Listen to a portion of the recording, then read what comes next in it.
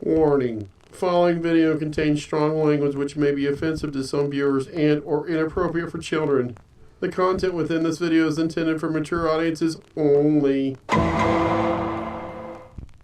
Hey. I lost all the numbers. I didn't get any of them. Okay. Well, I got all of them. So you were looking down, though. Hopefully that's why.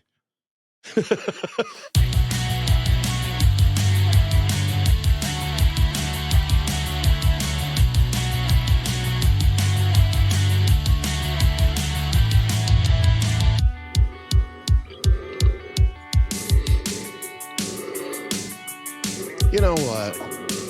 This podcast, Meet Us in the Man Cave, is not about Sesame Street or Electric Company or Who's the Boss. No, it's not.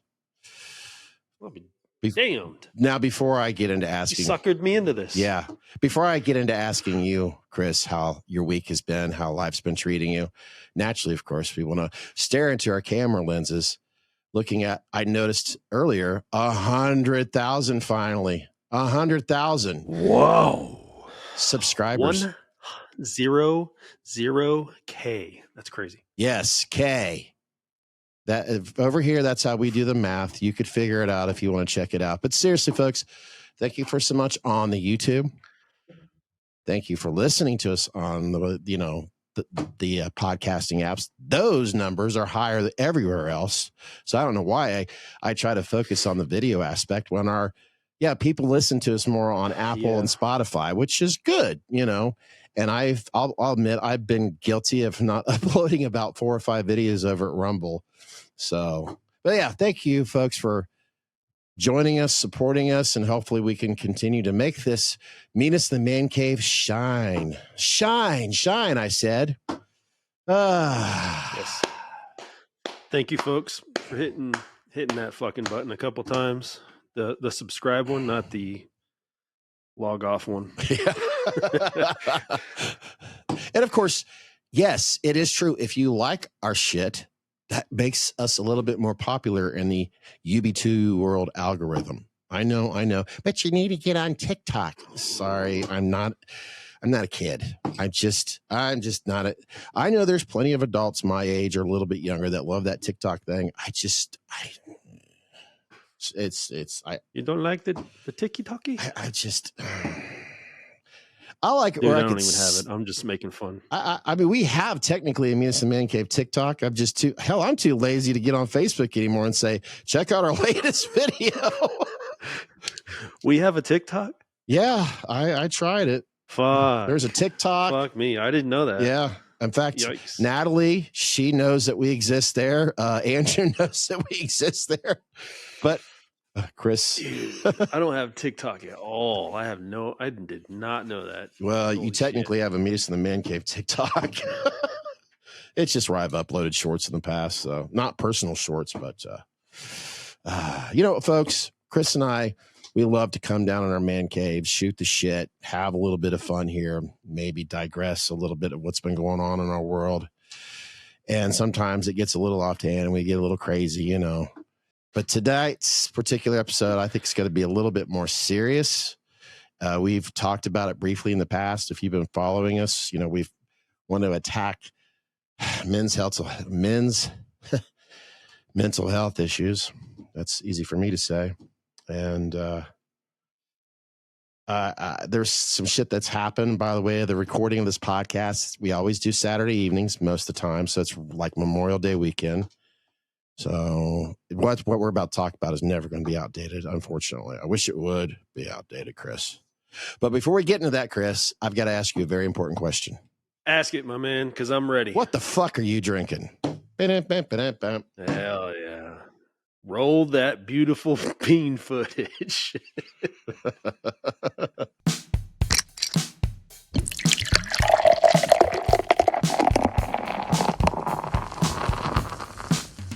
What the fuck you drinking? So tonight I actually went to in Huber Heights. There's a little liquor store. It's right beside that record store that you were always telling me about. Oh, okay. And I went there, and they actually had the War Pigs like the whole lineup. So I went ahead and bought the 12-pack. And this one looked really special. What it's called, Cave of Dreams. It's a Marzen Fest beer. So I'm guessing this is gonna be like maybe Oktoberfest vibes. Ooh. Oh, Memorial Day weekend. Perfect. No. Let me go ahead and pour it into our beautiful Meet Us in the Man Cave. Ooh, it shows up on the black shirt. That's a good idea. I planned all this. I planned this. Let me go ahead and pour this. Oh yeah, this is wow. This is red. This is almost orange. This is definitely. Ooh. Oh yeah, that is so. This is like Oktoberfest. Oh, helps cools you down a little bit right now. Ooh. Wow. I've seen that actual 12-pack at the Myers in Huber Heights, which isn't too far from the state liquor store that was where I was actually at today, because I'm always, for some reason, running out of Jameson. I don't know why. Ooh. Yeah, that's got an autumn vibe to it. Oh yeah, it's got an autumn smell to it too. So what's War Pigs with, what was the name of that again? Cave of Dreams. Cave of Dreams. And here we go.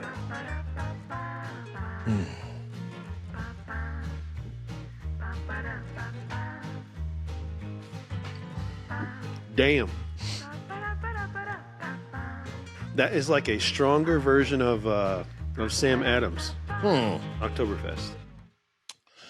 I'll tell you That what. is pretty good, I man. think we're going to have to do a special podcast on War Pigs from what it sounds like. Nothing to get Munster, Indiana, but we don't live in Munster. It's too bad it wasn't around the corner, if you know what I mean. Now, are you going to go? Let's go beers first, because I'm sure you have a left hand and a right hand, right? Oh, yeah. I'm sure you got a. We'll follow up after. I don't have You go anything next. new, but I figured I'm going to go with War Pigs again. We've already done it.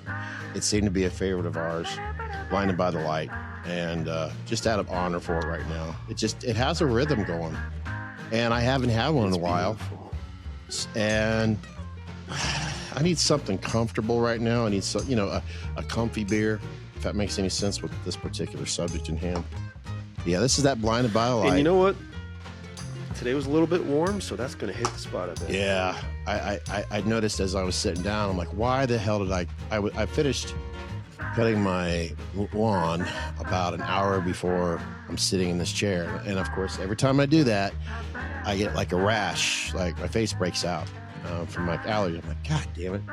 My face looks like a teenager again. But enough about my redness. Let's get into some. Yeah. Yeah. It just tastes so good. There's something about that. That's War it. Pigs. That is a fucking beautiful beer. I love it.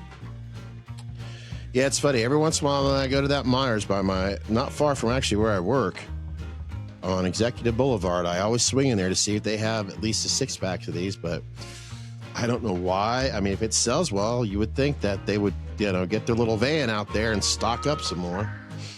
But, I don't know, I may have to take a road trip up to Munster sometime soon. Yeah, maybe we will. And of course, It'll be good content.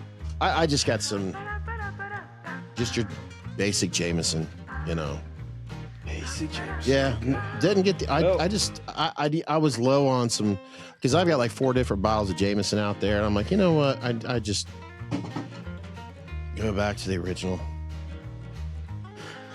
I was in West Virginia this week. Go figure, right? But I ended up stumbling upon kind of a unicorn out there. I'm real big on the Isla Scotch whiskeys. Yeah, I've been drinking them, collecting them. I love it. But I ran across Ardbeg. It's Corey Reckon is what it's called. And I've been looking for this. The Ugadal is still my favorite, but this Corey Reckon I've been wanting to try. It's pretty fucking expensive, if I'm being honest, man. Yeah, so on that subject there, you said you were in Huber Heights. Didn't you see when you, I'm going to say it's when you go into the door, you've got that aisle right there, and then the aisle where they have all the whiskey, the bourbon and stuff, and the Irish whiskey, and of course the scotch and all that. I'm sure you were pretty impressed with what they had there with all the scotch whiskey. They have Lafroig. Yeah. Lafroig 10. They have Ardbeg 10. They have the Wee Beastie, which is the 5-year-old. They got a few. They got some Oban, whatever it's called. Yeah. This I've just been looking for this one for a minute, man. You need to stop into Van Dyes, since it's that near, because their liquor store has a more variety, I've noticed. Oh, I've got a box for you. One of these days, or eventually when I make it out to your end, I've got a box because I've got some brandy snifters that I think would be appropriate for you. They're perfect for all show. I was about to ask you, what's in the box? What's in the box? It's some glasses. It's nothing, just because I have so many of them that I've actually had them out in the garage collecting dust. I'm like, you know what? I'll give you a couple of those, and then that way they're just perfect. They keep it warm if you just, for brandy, and it's for whiskey as well.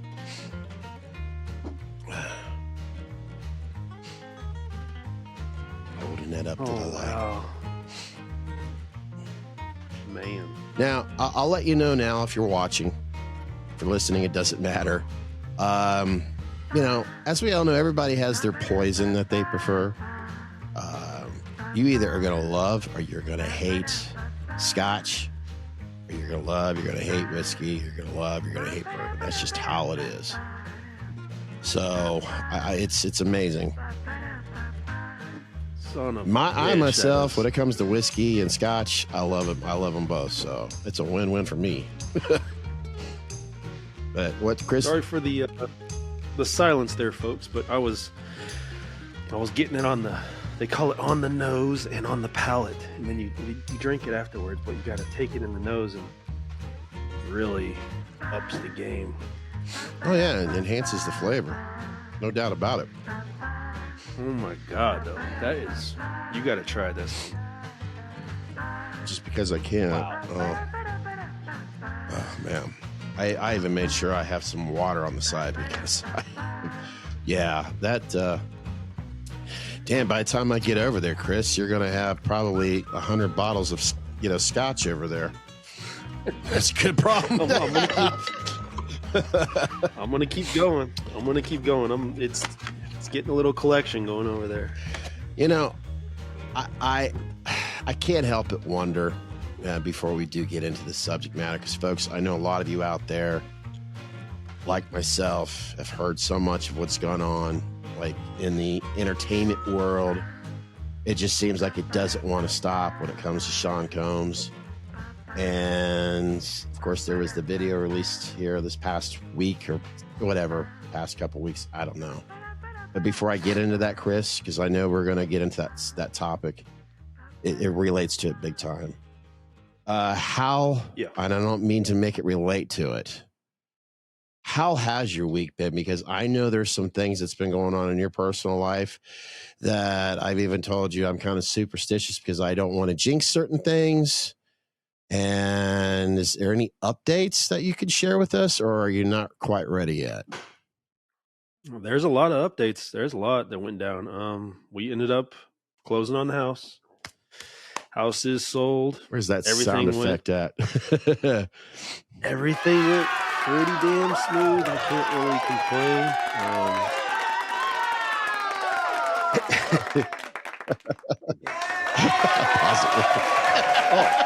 I can do it again.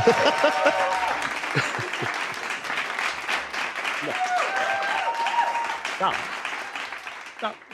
Quit it. Stop it. Oh, there's the pause button. Oh, okay. No, you know what? Something that we've been working since October on, and it's now May. Shit, it's almost June, isn't it? Oh my God. Mm-hmm. Wow. Memorial Day weekend for a lot of you Something folks. That's a long time of paying 2 mortgages. That's a long time of dealing with all the shit we've had to deal with and trying to fix things and looking forward to the future and to see that money go in the bank account was just like, oh, man, that's a good feeling. And another important thing for your credit score is obviously been affected by that too.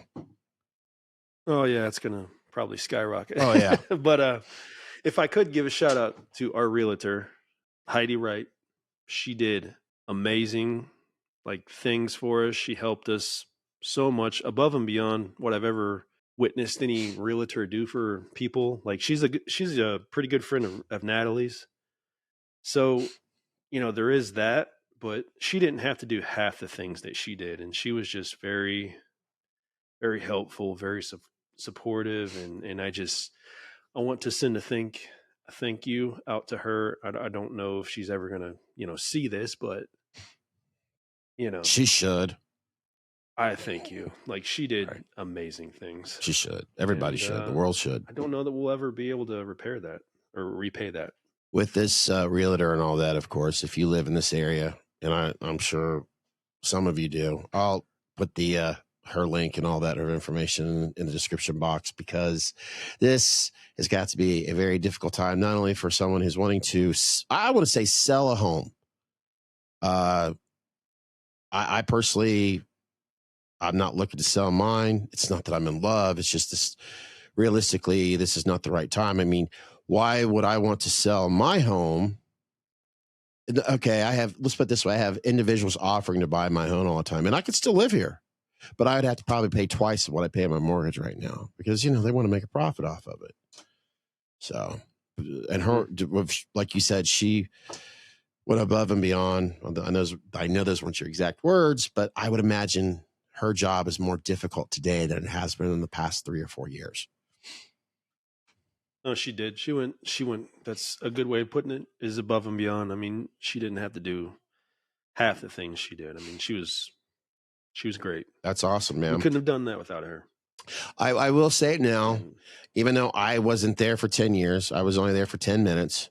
I'm going to miss that house. Because we started this podcast where Chris's background was different than it is now, and duh. And naturally, I mean, I met Chris before, through YouTube, really. And you know what? I'm going to miss that house. And I know that you guys had a lot of memories, but where you live at now, oh my God, the memories could just be tenfold there, because it's such a beautiful place. It's like above and beyond of memories that I can't even imagine that you're going to accomplish where you're at. So, and I'm sure you're going to be able to enjoy your home more now that you don't have to worry about 2 mortgages. So it's getting there, man. Yeah. It's getting there. It takes a minute once you move. Things don't really feel like home at first, but give it a little time and you'll start getting used to things, and it's really, I mean, I love this place. Yeah. I loved the other place though. So, but I can't it's like putting your kids, side by side and being like, which one do I like more? I can't do that. Less steps. I love both. That house did amazing things for us. It grew my babies up, and I talk about that house like it's a person, but it's not. I believe me, I get it. Yeah. Well, and I agree with you said, it takes time.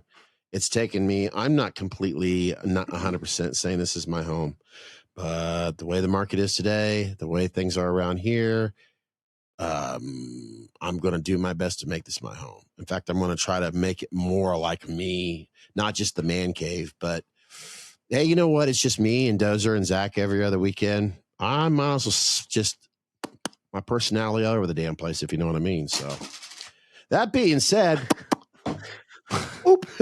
Oop. I know you've got some more news to share, Chris. Maybe we could get into that in our next podcast if you liked, kind of spread the love out, because I know That's fine. I know this subject matter is pretty heavy, pretty thick. Yeah.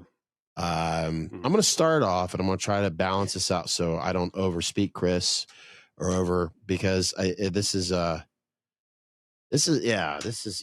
it. I'm going to get right into it. As we all know. Well, go ahead. Sorry.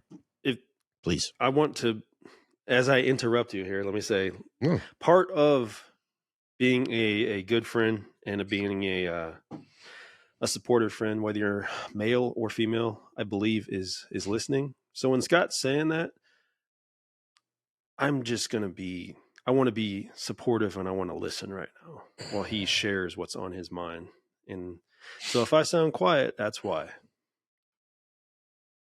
And if I thought about this earlier, in fact, early in the week, a couple times, because I knew that I had to get this off of my chest. If I sound a little higher in tone, I'm not yelling at anyone. It's just, I'm just going to get into it. As we all know, the world has been stricken by the chaos and the terrible shit that we've been hearing left and right when it comes to Sean Combs, aka P Diddy, aka whatever, Puff Daddy, whatever. You guys know what the hell I'm talking about. Personally, I think they should remove all of his nicknames. It's Sean Combs now. That's because I don't think it's funny, as I was going through my day, I seen a commercial where I was jokingly in my head, well, why wasn't Sean Combs invited to this ad? Because it was advertising the NBA finals. And there was a lot of celebrities there from the NBA past and music industry. And I'm thinking, well, why wasn't Sean Combs there? Anyways, I'm sure a lot of you, and I'm not going to share the video because it could get Chris and I in trouble. From when it was released from CNN. If I had to help me out here, Chris, if I remember correctly, they said this was a video from 2014 or 16. I thought it was 16. Okay. And if I could add to that, please do. He paid $50,000 to keep that video from seeing the light of day. It's only seeing the light of day now. Wow. So when he airs all these little apology videos and stuff like that, he's not sorry. He's sorry because he got fucking caught. Exactly. There was a lot of I in that apology video, and he posted that on his Instagram account. I'm sure a lot of you have seen it. I'm not going to share that stuff. It doesn't need to be shared because I'm not really about this. I'm not trying to glamorize, Sean Combs, or I am very, I don't know the person, but is it Cassie? I don't know her full name. That's what she goes by, but I actually don't know her government name. I don't have any idea. And I could naturally she goes by Cassie. I could naturally put images up here on the screen like I would normally do to help, build the story. Beautiful, beautiful young woman. But, it doesn't matter, what God has given you appearances wise, beautiful on the outside, beautiful on the inside. But naturally, of course, I think a lot of people can say, wow, she's a drop dead gorgeous, but that doesn't matter. No person on this planet deserves, not even an animal deserves to be treated the way he was treating from that video alone. No. And when I watched that video, I'm sure I was like millions of others out there that it just triggered something inside of me. It took me back to something that I personally experienced when I was from the age of 9 to 14. And I dealt with those feelings, and it took me a while to deal with those feelings when I was younger. But when I watched that video and then I hear enough about all of the other people's opinions, of course, and how they feel, I went further and further back into that dark time in my life. And I don't want to make this sound like whatever they call it in here recent years, the Me Too movement. look, men can be abused just as much as women can. Emotionally, physically, you know that. Mentally. I know that. And I'm not trying to take anything away from it. We all, as human beings, can be physically and emotionally scarred from abusiveness like that. And it took me back to when I was a kid. And there were some things that I hadn't thought about in a while that I thought that I had overcome those things. And I really believe it has still affected my life to this very day. I'm in my early 50s and I keep a distance with a lot of people. In other words, I should put it this way. I don't have relationships that much at all in my life. I've dated. I've been married for like briefly. And thankfully, my son's mother and I are still very good friends to this day because we've always put our son first. But even since then, I've dated very briefly. And I know one of the reasons why it's because of something that happened in my personal life to where I was absolutely afraid.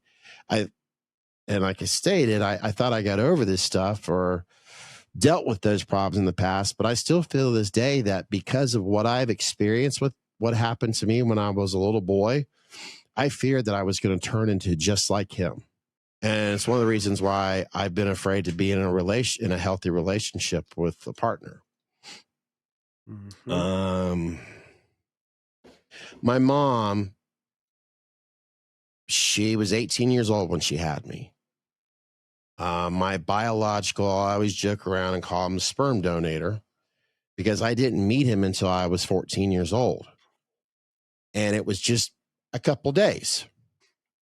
He came to Ohio, which is where I'm born and raised, Dayton, Ohio. Excuse me.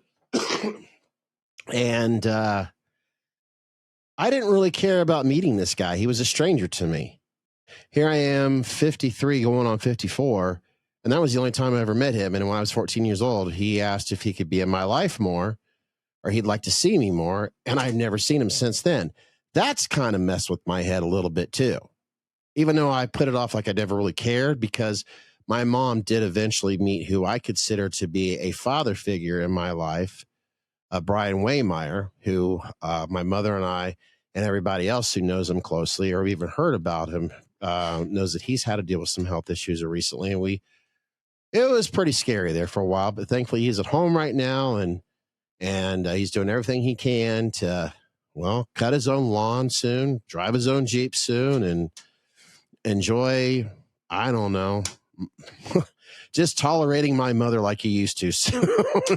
So he's been, I guess when my mom first started dating him, he's somebody who I wished he was my biological father because he was always a good father figure. He was always a damn good person.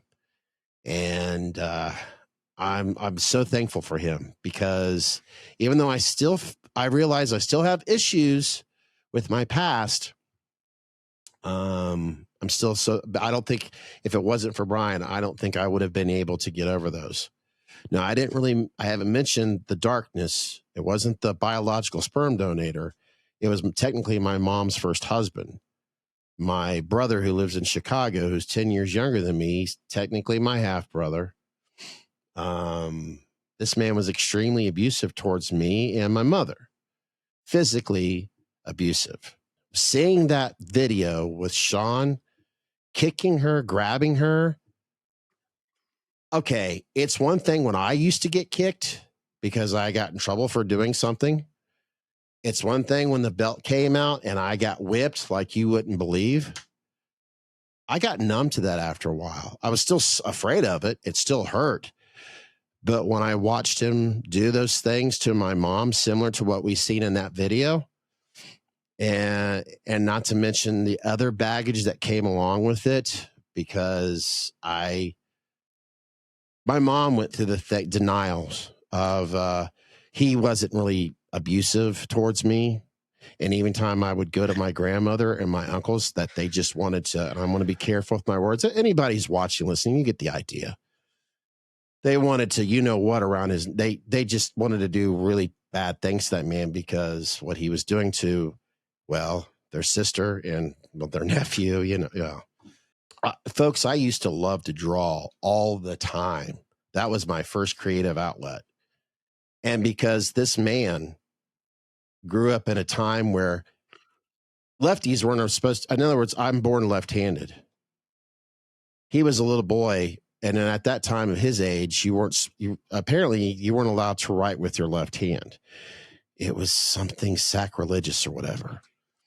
And when my mom's back was turned, he did not like me drawing. He would smack me all the time for drawing with my left hand. I'm born left-handed. I'm born using the right side of my brain.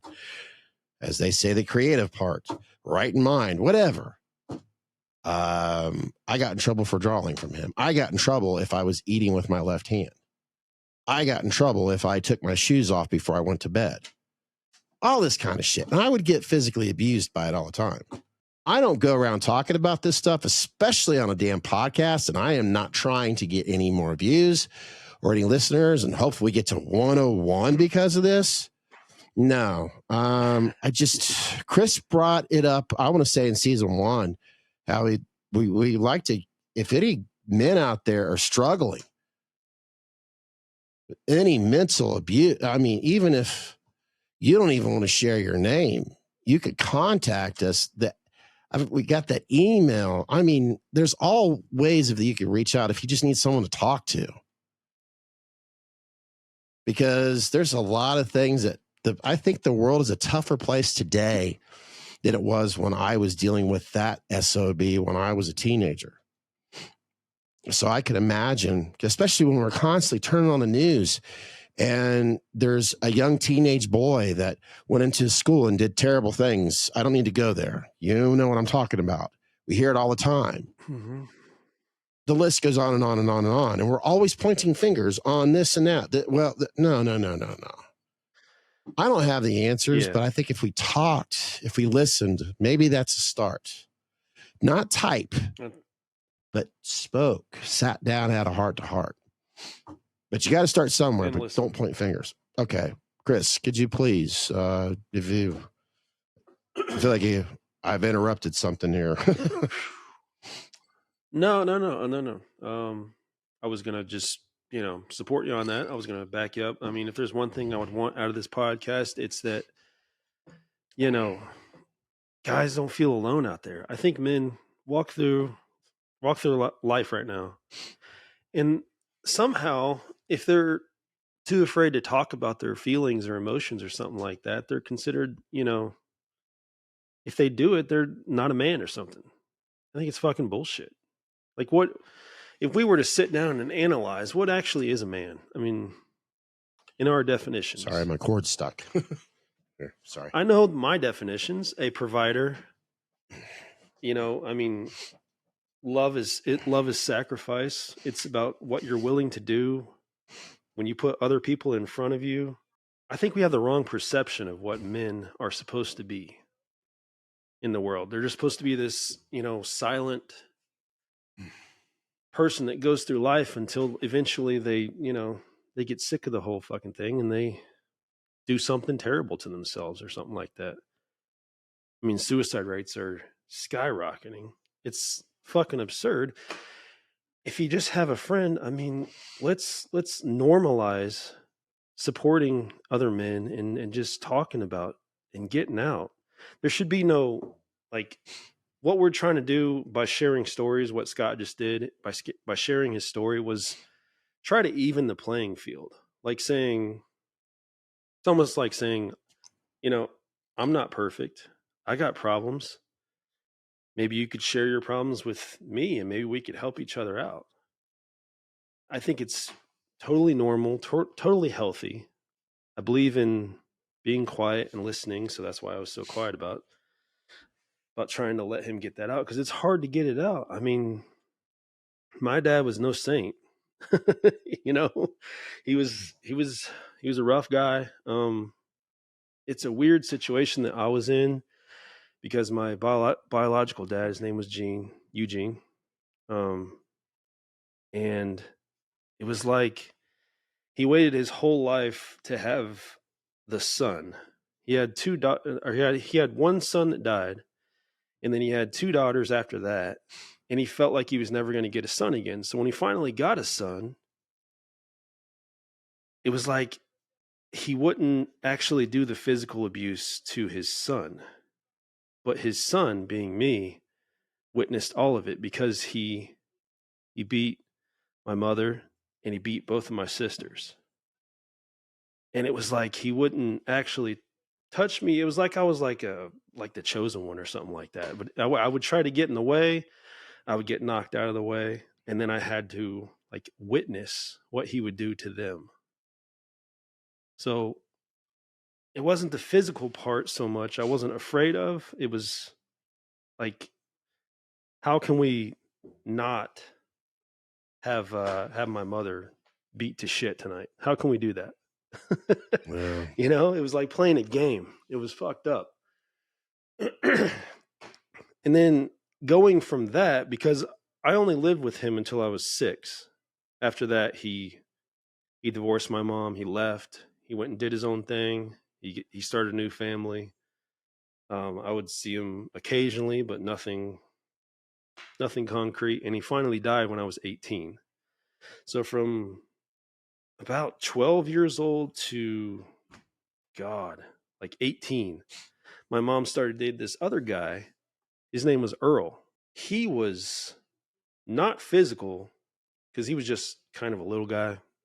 I mean, I don't know if he thought he was going to get his ass kicked or whatever, but he was a complete mental, manipulative, like just psycho fuck. And the shit that he would do Sounds like Charles Manson. It would be like I was sorry. It would be like I was a prisoner in my own house. Like, he had my mom working 2 jobs, supporting him while he stayed at home. And then it was like I was not allowed to leave my bedroom. I lived pretty much my entire life out of my bedroom. Like, that's why I'm so addicted to like video games and music and movies, and they were all my escapes because I couldn't go anywhere. I was just, you know, I was forced to stay in there. Like, he was such a manipulative guy. He would fuck with my mom. He would fuck with me mentally. Like, I almost think mental abuse is worse than physical in some ways. Wow. I don't know, because it's something I've never been able to kick. Like, I'll catch myself doing things as a 41-year-old man, like, where I still think like a little kid. I think there's I don't know. I may be way out of left field here, but I think there's like an age where we, as men, as people walking around, and women, where we just peak. I think as adults, some adults that you look at walking around, we're just kind of like, we're still kids. We still think like we're kids. It's unhealthy, I know, but I swear, and the more people I talk to, the more it just makes sense. Yeah, we keep growing older, but essentially on the inside, we're still little kids. You know, and if you can, if you're capable of putting yourself in a position of doing things that you couldn't do when you were a kid or a young adult, if you can, then by all means, go for it. I think a lot about what you've said, Chris, and this was, let's say, almost a year ago. It was in the concept of like buying Meyer masks, you know, or you didn't think about, you just do it. You just go for it. You just do it. It's kind of like you were saying, and it makes sense. In other words, I'm going to put words in your mouth. You only live once. Yeah, you only live once. I'm putting those words in your mouth right now because it's true. We do only live once. And here here lately, I have been financially, well, thankfully, I'm in a position with my job right now where I can, and I've worked hard for it, and I'm not going to sit here and put myself on a fucking pedestal. No, that's not what it's about. But I make sure my bills are paid for, but I'm going out and buying things that I haven't done in a while, and I'm like, holy shit, I can't believe I have them. And I can't stop doing it, but I make sure my bill. But fuck it. I haven't been able to do it in a while. And I think like what Chris said, and I'm paraphrasing, but fuck it. You're I mean, if I saved everything, if I was worried about and if I was still getting and if I died tomorrow, then I never got a chance to enjoy the things that maybe the things, and it does relate to the subject matter because there's things I couldn't enjoy and I'm enjoying them now. It may not, for some people, they may say it's not the healthiest, but you know what? I'm putting a roof over my head. I'm helping, even though my son will be 29, but he's autistic. We're still his guardian. I still do my part of raising our son. I pay my bills. So fuck it. If I want to go out and occasionally get involved with masks, if I want to now own 3 electric Eddie Van Halen guitars, and soon, Fuck 'em. and yes, sir. And soon, an amp and you'll see it in the background most likely. Hey, keep going. Keep going is what I say. Every time I think about stuff like that, all I think about is that little kid that was just scared, walking on eggshells in his entire life, and told that he couldn't do this and that. And I'm a 41-year-old man. And you know, another reason why I do this, sorry, and I don't mean to interrupt, because that motherfucker, that asshole, that evil, sick bastard that did what he did to my mom and slapped the shit around on me. And you talked about what he did, and he wasn't abusive towards you. You're biological asshole. No, I actually had 2 physical altercations with him, and it's once I was like 16 and 17 years old. He waited to do anything until those ages. He never touched me before then. He was the same way with his biological son. He never touched my brother. I'm not going to say his name just in case, but well, it doesn't matter. Jamie. He never touched Jamie. But my mom, oh man, I'm not going to get in the details what he did with my mom because it just hurts too much to even think about it. And if I say it out loud, I don't need to go there. He was really bad to my mom. I'll just say choking, and I probably shouldn't say that because I'm also thinking of flagging how YouTube is and all that. But he was very physically abusive towards. And I've already said enough damaging things here about what he did to me. But I don't need to go in all the details. It's not necessary. It's just because we're not going to dwell on the subject matter about me and. But I think about. Yeah, they don't need it. But examples, I'm sure. The things that I'm doing for myself now, and I continue to do for my son, and even spoiling the shit out of a dog. I was telling Chris before I hit the record button. I've got 1 bed. Zach's got 1 bed. But Dozer, the golden retriever that lives here now, that was my dad's dog, my mom and dad's dog. He's got 2 beds. He's got one at the end of my bed. He's got one in the living room. So, a little dozy. Yeah, a little dozy. Well, so he's a sweet boy. Yeah, he's a good puppy. He really is. 3 years old. But that asshole couldn't provide for his family because we got kicked out of one apartment and another, and we were living in hotel rooms. I mean, I almost feel like I could write a book about this shit. You know, the story. And and he was in his 40s, and he couldn't support it. So every time I think about my actual father and like how reliant on smoking and drinking he was a bean drunk. I think I'm a happy drunk. You get me drunk, dude, I'm happy as hell. I'm the same way. Have fun. By the way, understand. This podcast is sponsored by water. Vodka. It's vodka, folks. But no, I think about that because the man, I hate apathetic people. I hate people that have so much working for them and then they just destroy it all. You know what I mean?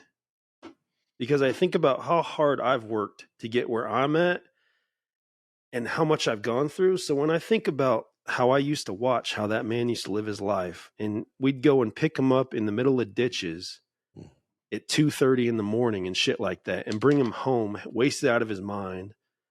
And then, he'd have either me or my sisters, like one of us, go fix him. His drink was like cornbread and milk. He used to put them together and drink that when he was like wasted.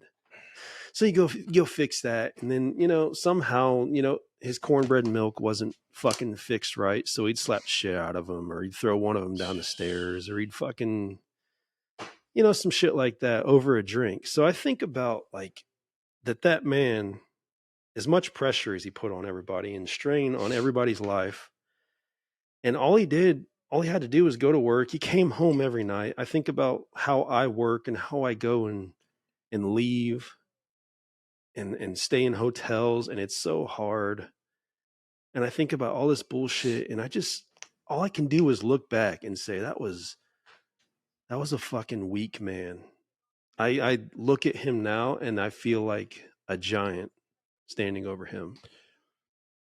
I think he's such a small little weak man. And I think it took me till I was, 40 years old to just look back and actually feel good about myself and be like, you know what? I did so much better than you. Everything you've ever taught me or tried to teach me to do, that man never even taught me how to ride a bike. Everything he tried to teach me to do, it was like all I learned out of life was to flip it on its head. Do the opposite of whatever he would do is how I tried to live my life. My cousin Mike taught me how to ride a bike, and I'm saying that because we lost my cousin Mike not too long ago. Another father figure in my life. Dustin, remember Dustin? Yeah, Dustin. Of course I remember him. I hope I remember him. My nephew? Yeah. His dad, Bob, actually taught me how to ride a bike. Okay. He was dating my sister, Dawn, at the time. Met him when you were moving. Yep. Yeah. Yep. Yeah. I better remember Dustin. Yeah. So we had a long conversation not too long ago. Hey, he's gonna be on here, God, right? I can't. Yes. I'm looking forward to that particular podcast. Dustin is that young man. He'd be damn good at this. Really good at this. So Dustin, if you're trying to tell him, if you're watching or listening, Dustin, I wasn't kidding then, and I'm not kidding now. I mean, I'm hoping that if you're watching this podcast, listening, you know that this is definitely one of our more serious ones, and I think we're handling it quite well. And I do want to ask this real quick before I forget. I can't help but think of your daughters right now. Have they ever asked about technically their grandfather? They know everything. Okay. It probably wasn't good parenting, but I've always been honest with them about it. Like, I think that's excellent. Your grandpa was,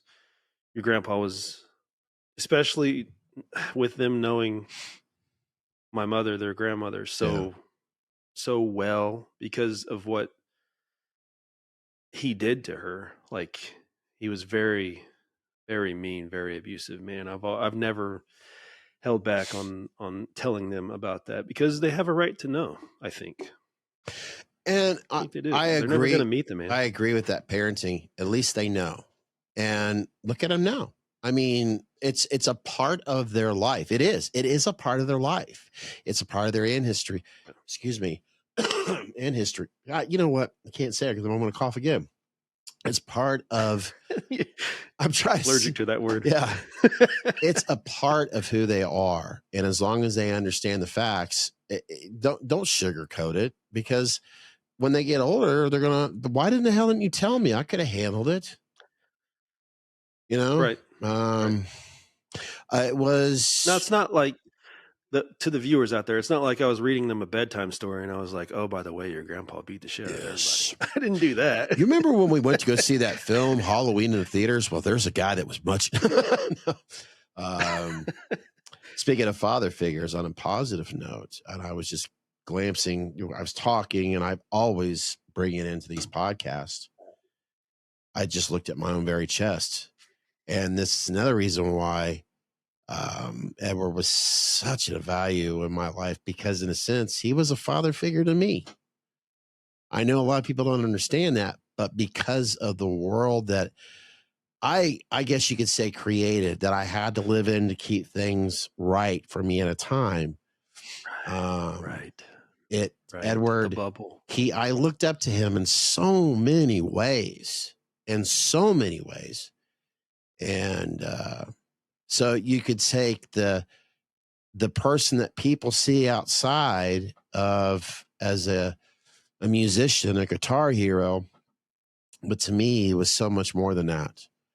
And it's so funny. I'm glad to say that my uncles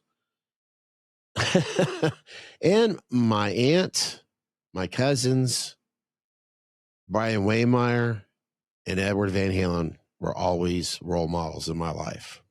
And I'm fucking proud of that. And Chris, I don't want to end it there. I want to extend what you talked about before. In other words, please elaborate more on your family if you want to. I want to make this reaching out to our viewers or listeners or someone maybe has caught this video. Look, I know times are so much different now than they were back when I was, let's say, 20 something years old. And when I was in my 20s, it was difficult then. I'm not that old, but it was difficult for young men to come out of the closet. That's what we used. You know, Yeah. In other words, they're homosexual, either heterosexual or homosexual. And I would imagine today that might be easier. I don't know. I'm not in your shoes. Chris and I, we have our topics on here all the time, but if with this subject matter alone, when it comes to mental and physical abuse, if you are dealing with that and it's a different road than what Chris and I have traveled, don't feel like, well, my problems may not be as big as yours. They're your problems and they're fucking huge. And I'm not trying to make that sound like a bad thing. Don't ever think that, well, mine's not really that big of a, no. They're your problems. And you're the one that has to carry them. You're the one that has to figure out how to mold it, how to deal with it, and let it be a part of who you are, and then eventually become, hopefully, the person that you want to be. Just to get out of this, to escape from the darkness. So it's just going back to very well said. If you want to, very well said. Yeah, if you need someone to talk to, and I may not, it's not Chris and I, we're not going to try to solve your problem. You just need someone to listen. Reach out to us, email if you want to really keep it private. That email's in the description box. If you meet us in the man cave on Instagram, you can reach out to us there, DM us there. I'm guilty with Facebook. I'll be on. I wouldn't even look. I may post, hey, check out the latest video there every once in a blue moon. But direct message there, I don't even have Facebook on my phone. So I would say Instagram, email. And if you're not too shy, you could obviously leave it in the comment section down below. That's your choice. So I just want to make sure I threw that out there before we end this podcast. Sure. Playing off that, everybody's story is important. It is, like Scott just said, it's who you are. It's owning it and recovering from it is part of the journey of life. Like your life is important. I think everybody's life is important in a way. I mean, you should value your own life. I mean, you're valuable. You have something to contribute to mankind, whether you think you do or don't. And there's you're here for a reason. Just opening up, showing a little bit of vulnerability. I think vulnerability is one of the strongest attributes of any human. If you're willing to come out and just say, yeah, this is me. This is me. If you like it, cool. We can be friends. If you don't, damn, we gave it a shot, It's just opening up your vulnerability, talking, getting your story out, having a person, an ear, hear it and support you on it can be so much bigger than just staying quiet because you think it's not manly or it's, nobody cares. All right, there's plenty of people that care. If we ain't got anybody else to talk to, like Scott said, if we can contribute in any way, shape, or form, we're going to try. And I want to make sure to Chris and I are not professionals. We're not doctors. We're not. Oh, no. Yeah. And if you're thinking about doing something terrible to yourself, oh my God, there are so many sources out there. And I'll try my best to find those phone numbers to put down there, because like I said, we're not professionals, but just don't give up. Dear Lord, do not give up. Do not give up. I don't know what it's like to live in your world, but if it helps just to start talking, because I honestly thought, I said in the beginning, if my tone gets high, because I know what I've lived, and it's got a lot of anger, it's got a lot of darkness, it's got a lot of, just talking about it, you feel a lot better, and you realize, you know what? Being heard. Yeah. Being heard means a lot. And listening. Knowing that there's another human out there that I think that's what musicians feel. I've talked about it from my point of view, like it makes you not feel alone. I talked about that a long time ago. I think musicians, it's a cycle. It's reciprocity. It's the singers want that too. They just want someone to hear their story. That's why they write this beautiful music. Yeah. Oh God. Yeah. You just gotta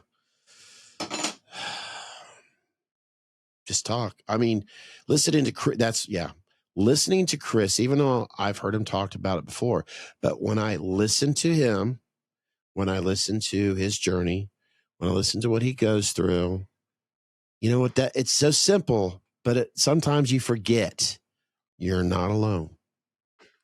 You're not alone. So it helps. That's perfect. That's perfect right there. That's how we should end it. You're not alone. Yeah. Well, your story is important and you're not alone. Folks, I think we pretty much hit this subject. I don't know, Chris and I will visit this again. Not necessarily our journey or what we've been through. I mean, if you want to talk about it, we can, but this is an important issue for both men and women as human beings, but we want to make sure that if you guys out there, or even if you're, and I'm going to look, we're human beings first. If you're not so sure about, it doesn't matter. We'll get, when we get there, we'll get there. If you need someone to talk to, give us a shout out and we'll just go from there. And we talked a lot about men's health. Let me just add in there, I think men would be nothing without women. We wouldn't exist. If you are listening at this point, if you are listening at this time, you are more valuable than you know. Like growing up with a single mother, like it's been a privilege to watch the strength of women. They're some of the strongest creatures that I know. The shit that my mother went through, I don't think any man could have went through. We don't call it Mother Earth for nothing. Your story is just as important. You deserve to be heard just as much. I just wanted to put that in there because I know we were going the man cave route because we're getting a lot of men, but women, you are, if not more important, you are just as important. I mean, it makes sense. We were talking so much about what hurt us the most. It's, our mothers getting abused. Oh, yeah. You can beat me as hard as you want with the brick, with the boot, with the belt. You can slap me all the time for drawing.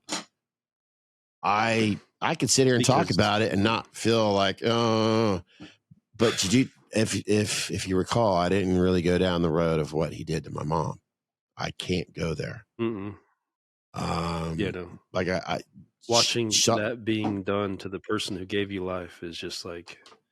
And when you feel like you can't protect her, it makes you feel like shit.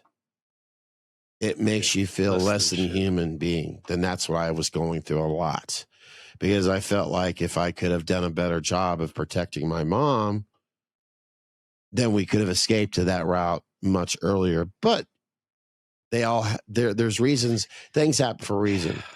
If I was Superman and stopped him from doing what he did years earlier, maybe my brother wouldn't have been born, and maybe my mom would have met Brian. So we had to go through those times in order to go through it. So things happen for a reason. It's a funny anecdote. I used to dress up like Michael Jackson. My mom's got pictures of it, and I used to try to do little dances in the living room and stuff like that, and try to do like a stand-up comedy act. Like I was anything for a laugh, anything to try to bring like, some happiness. And it was really just trying to keep it from the normal, everyday, every night activities. Yeah. It was really just trying to, you know what I'm saying? Like it's like kids will do anything just to. They'll look at it and say, okay, I don't care what I look like or anything else. I don't care if I look stupid. Like as long as everybody's laughing and having fun. It's amazing. That's fucked up to put on kids. I'm thinking of mom.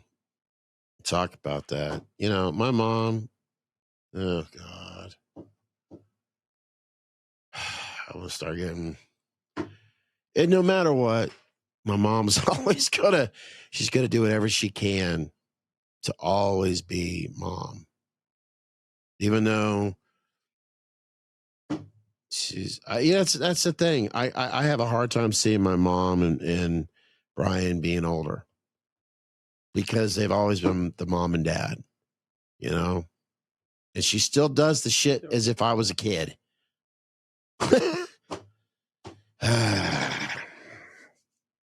Remember what I said? I literally think we grow until we hit this peak age, and then we're just that age forever. Like I still walk around like I'm a kid. Like I'll think like, no, don't do that. Hey, don't do that. Don't buy that. You're going to get in trouble. Who the fuck am I going to get in trouble by? Like, oh God, I hate that shit. That's why I go to the impulse, like, fuck them. I'm going to do it right now. I'm going to buy it right now. I'm going to put it right in their face. I'm surrounded by latex masks that kids wear, that adults make, that you have to have an adult wages to afford to buy. Well, Chris, I think we did a pretty good job on this subject with, I know, like, yeah, we'll tackle it again. It's heavy. It's heavy. Yeah. There's a lot in it. And, man, I mean, we tried to keep it, entertaining, I think, but it's heavy. I'm just glad it wasn't about who. It's Sean Combs. It wasn't about him. Oh, fuck that guy. Yeah, that piece of shit. That piece of shit. As soon as I saw him, he kicked her. I wish I could. No. They say America's about second chances. Well, you know what? When you are a murderer, when you are a R word, and when you're a pedophile, and when you're him, all that shit goes out the fucking door. Yeah.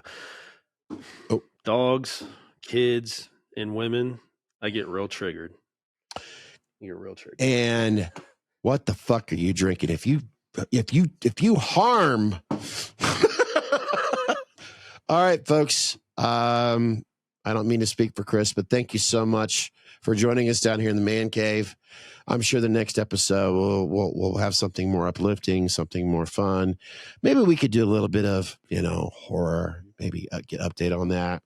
Definitely some music, some cars. Yeah, I got to hear about some cars and some random shit. Maybe they like the depressing shit. Well, yeah. You want some depressing shit? Guess what's coming out in the theaters sometime soon? Another reboot. That's right. The Strangers Chapter 1. It's basically a reboot from something that was done in 2008. Yikes. Yeah. Yeah. So go see that in your local theaters. Bullshit. All right. I'm going to pretend to hit that button. Why? Because there's a reason for it. Just trust us, folks. Get it. All right. Chris and I would like to thank you for watching or listening to Meet Us in the Man Cave. Since you enjoyed watching us, make sure that you tell all your friends and family to subscribe to Meet Us in the Man Cave here on YouTube. Make sure you click on that notification bell. That way you're notified on our next video podcast or live stream video. Better yet, if you appreciate freedom of speech and oppose of censorship for content creators, make sure you follow Meet Us in the Man Cave on Rumble. Are you on Discord? Well, Meet Us in the Man Cave's there. Come and hang out with us. You can find and follow Meet Us in the Man Cave on Facebook, TikTok, Instagram, and Threads. And as always, you can listen and download Meet Us in the Man Cave on your favorite podcasting app. Available to stream or download so you can listen all you want, whenever you want. For more information, go to meetusinthemancave.podbean.com.